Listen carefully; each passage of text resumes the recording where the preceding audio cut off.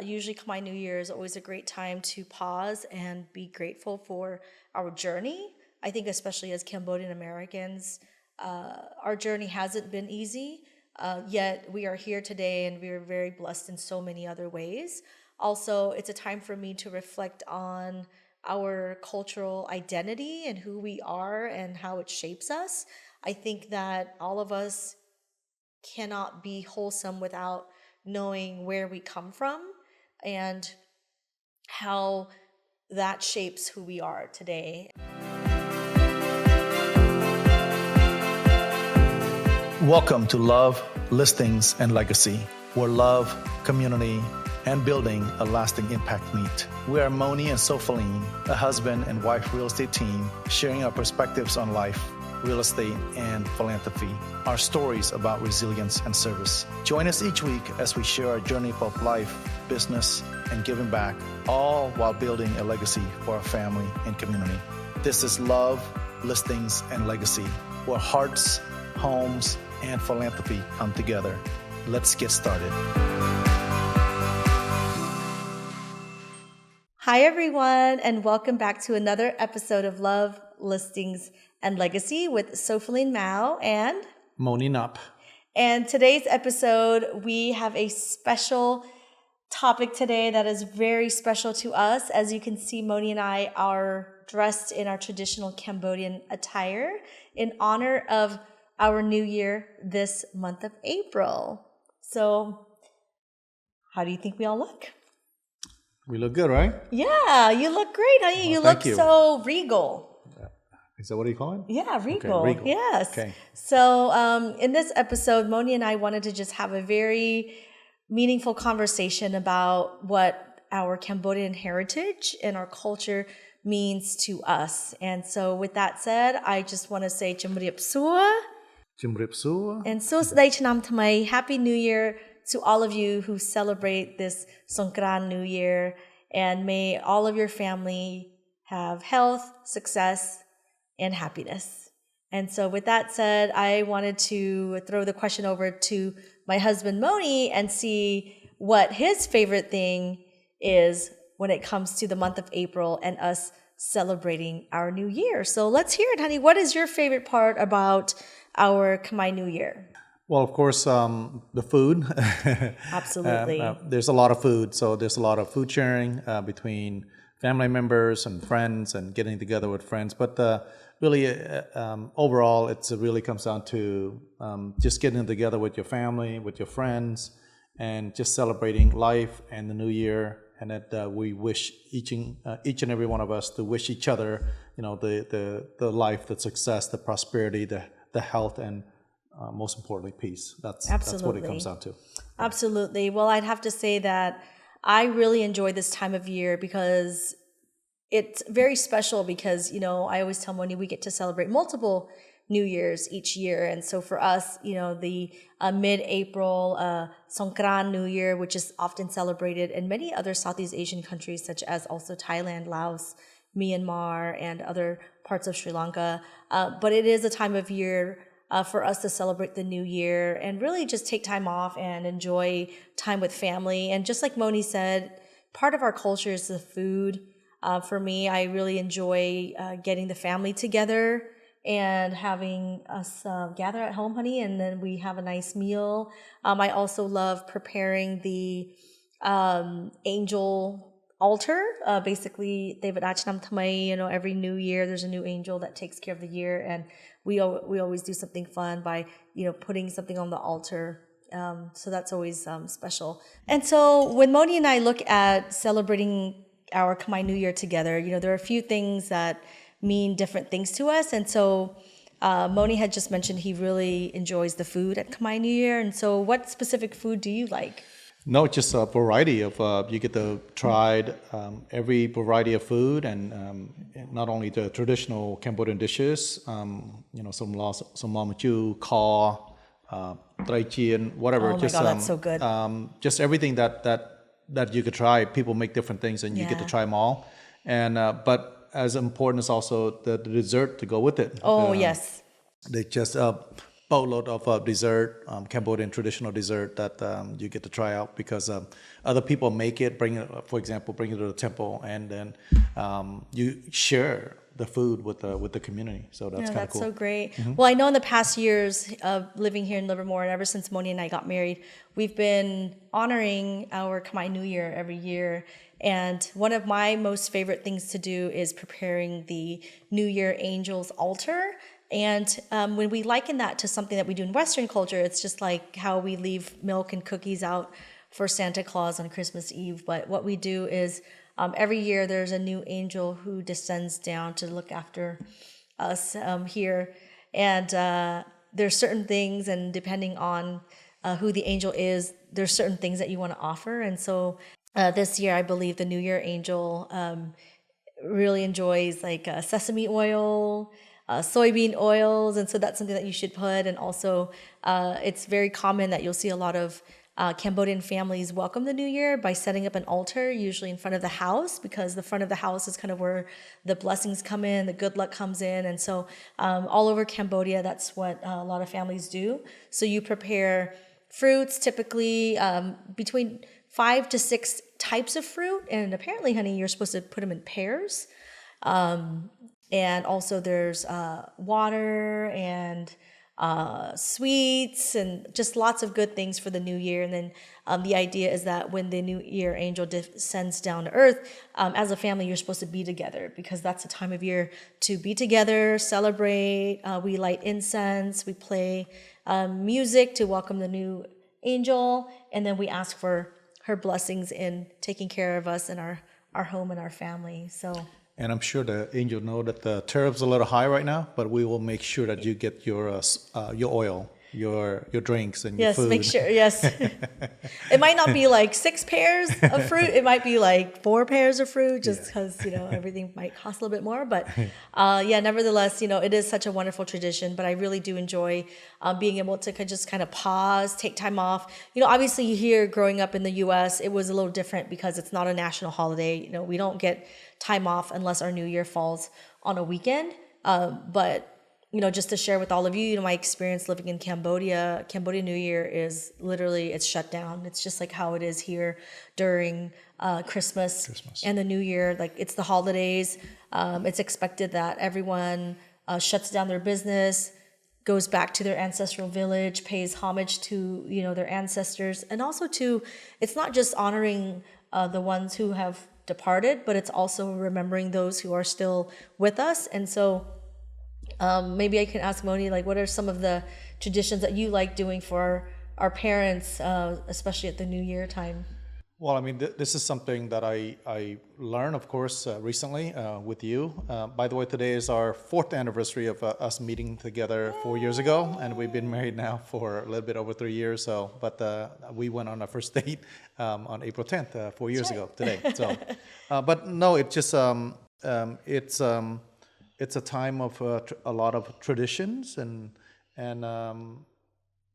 just getting together, having drinks, having food, having conversation, and then having, all the family members comes together. It's rowdy, it's fun, and singing and karaoke. Yeah. So that's right.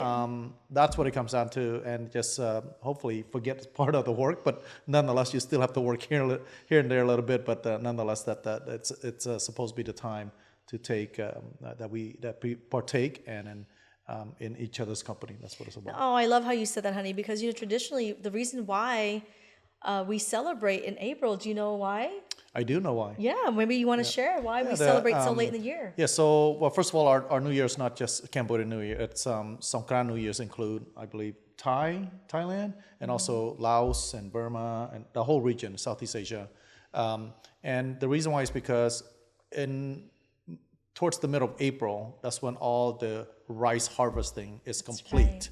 So we literally, on average, Cambodian or the whole Southeast Asian region, when you work in the field, mainly in the rice field, you work an average of over 3,000 hours a year. So that's a long time. That's a lot of hours. In America, of course, 2080 hours is considered full time. But in Cambodia, in that region, 3,000 plus hours is an average, year that you work. So, you work a long, hard year, and then work on the fields when it's hot, when it's, I mean, it just, with the weather and, just gathering all the rice and putting the rice together. And then there's such a process, like people don't really know how rice comes about when you get the little grain to clean it all up and to you see the white grain, but it's just so many processes before that happen. So nonetheless, it's just a long, hard labor. And then after the long, hard labor, it's when you get together and celebrate the whole year and the family and all that together. Absolutely, yeah. Our ancestors didn't take time off in the cooler months, because in January, that is the time when they're actually the busiest in terms of making sure that the crops are taken care of. And after all of the harvesting, that's when they actually take time and celebrate. And also too, we follow the solar calendar. There's the lunar calendar, which all of us are familiar with, the Lunar New Year. There's also the solar calendar. And so we also, back, thousands of years ago, that's kind of what we also adopted as well. But traditionally in Cambodia, everyone goes to the temple. In the mornings, there's monks' blessings, and you bring offerings to obviously offer to your departed loved ones. And so every year, Mony and I go to Wat Tamararam Buddhist Temple in Stockton, because Mony's mom has departed and my father has departed. And so together we go, and in remembrance of our parents, typically we will cook. Mom will cook and bring something. Usually it's a dish that they loved to enjoy while they were alive. It's a way of honoring them, but I think for us who are still living, it allows us to actually get together, and it's an excuse to spend time together, because if not, we're all so busy with our day-to-day, with work, with our obligations. It's really hard to find the time. So, and on that the same day when you go to the temple, you just first of all, there's a lot of families going there. There's a lot of food. You get to share the food. You get to see all your friends you haven't seen in a while. But the best part is after the blessings of the monks, and we all get to share the food that everyone brought. Then you go to all the different booths at the temple, where people are just selling, beef skewers and all kinds of Cambodian food everywhere. And you just get to run into people you haven't seen in a while or in years. And that's the best time to kind of hang out a little bit. So, and then of course there's dance and drinking, and well, you don't do it at the temple, but there's dance and just family parties. Family parties, there's games at the temple. But the coolest thing is just running to people you haven't seen in a while, just reconnecting with them and chit-chatting with them. Yeah, I've really enjoyed that, and especially too being able to share that with Mony and also his sons. And we also like to kind of do something at home. And so typically it might not be like a huge big party, but just at least a family dinner where everyone can come together. Another tradition that we do is we honor our elders. And so typically in Cambodia is you basically bless your parents. We call it srong pre.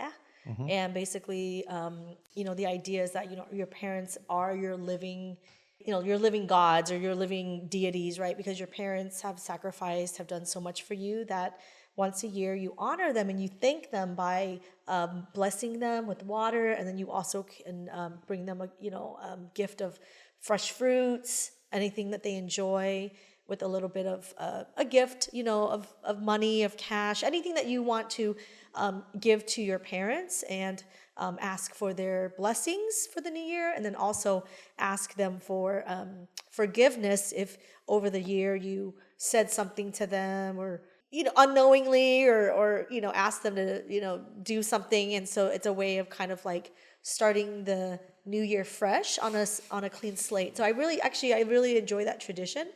And I hope that we can, continue to carry that on. Yeah, I mean, part of that is also when you, it's not just one person at a time doing that. It's actually all the children will come together, gather in front of the parents. The parents will literally sit on the sofa, and you'll be sitting on the floor, so they could be higher than you are. And it just give them like literally mad respect for what they've done for us in their lives, the life that they gave us.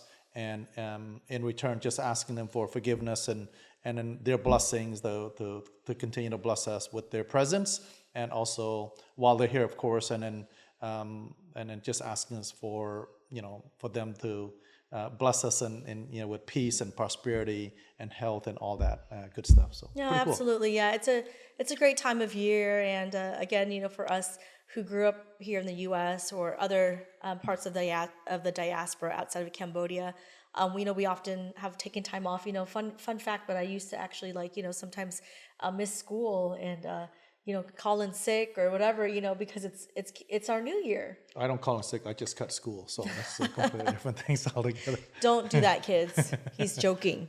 I'm not. But yeah, no, I don't. So this year, what are you most excited for, honey? As we start off the new year, what are you most excited for?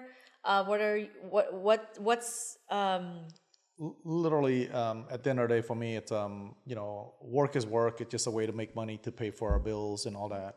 But really, at the end of the day, it's about serving others, no matter whether it's through real estate or through volunteerism, to giving back, just to be around other people, to look at our community from a lens of, who needs help and how can I help? How can we help in the process? We don't have much, but what little we have, we're able to give as much as we can. And that's how I live my life and how we live our life. And that it's an honor to be able to do so. And the fact that we're able to be champions of some of the people that hasn't done well or less fortunate, and to give back in so many ways. Really, I'm not asking for anything else. The only other thing that I really truly ask for every day and every year is about the peace of mind. I don't bring drama to other people. I like to, when I meet people, I want to not only meet the expectation, but I also want to raise my expectation of helping them first. I've always looked for an opportunity to help them, to cherish others, to uplift others, and that's what I really want. And I don't want the drama to come into my life as a result. I really don't have time for that, but I just want peace. And prosperity is great, but it's just another opportunity for us when we get that to give back to the community in bigger ways. So that's it, really, when it comes down to it. Live a pretty simple life, to be honest with you. No, that's beautiful. Yeah, I think for myself, usually Khmer New Year is always a great time to pause and be grateful for our journey. I think especially as Cambodian-Americans, our journey hasn't been easy. Yet we are here today, and we are very blessed in so many other ways. Also, it's a time for me to reflect on our cultural identity and who we are and how it shapes us. I think that all of us cannot be wholesome without knowing where we come from and how that shapes who we are today. And so this year particularly is special because it is the 50th commemoration of just our diaspora and actually the people in Cambodia as well, of our resilience and our healing, because on April 17th, 1975 was when Cambodia fell to the Khmer Rouge that kicked off an entire Cambodian genocide. And so this month, it's bittersweet for me. And when I say bittersweet is because, you celebrate a new year and there's celebrations and food and games and dancing and togetherness for 3 or 4 days. And then April 17th comes around and it's just dark. It's just year zero, 50 years ago, when the Khmer Rouge rolled into Phnom Penh and literally put the country into this dark period of year zero and completely isolated the entire country from the rest of the world, and then implemented a genocide and executed Cambodians, their own people, who had different ideologies, who had different education, who had different perspectives, who maybe dressed differently, listened to Western music, knew how to speak foreign languages. So for me, it's always a hard time. It's always a hard time because you celebrate, and then that April 17th date, we always remember it as like the day of infamy. So this year will be 50 years. But other than that, I think for Mony and myself, all I hope for is just peace. Just like Mony said, you can't be successful, you can't be happy and healthy without peace, and that's peace in your heart, peace in your mind, peace in just everything that you are, and just welcoming in just positive things. And, this new year, we are just ready to, I don't know, just kind of live life very peacefully with a lot of gratitude. And no matter what, simplicity. yeah, and just no matter what comes our way. I know right now the world is kind of in this uncertainty period, and people are panicking or being very negative and being very mean towards each other. But I just hope that everyone remembers that this life is so short, and that you just got to spend it being kind and being helpful, and don't worry about what's happening around you, globally, economically. What you do in your own life really matters, and how you treat those around you really truly matters. Amen. I agree to that. So with that said, Mony and I are excited for what's to come next with our Love, Listings, and Legacy podcast. Obviously, we wanted to share a little bit about our Cambodian culture with you today, dressed in our festive Cambodian cultural attire. And the next few days, we are going to be enjoying Cambodian New Year with our family and friends and community. And we are excited for what's next with our podcast. So Mony has lined up lots of very special guests, which we will be announcing later. But we hope that you have found our podcast to be helpful, inspiring, or just entertaining in some way. And if you have any suggestions, comments, or feedback, Mony and I would love it.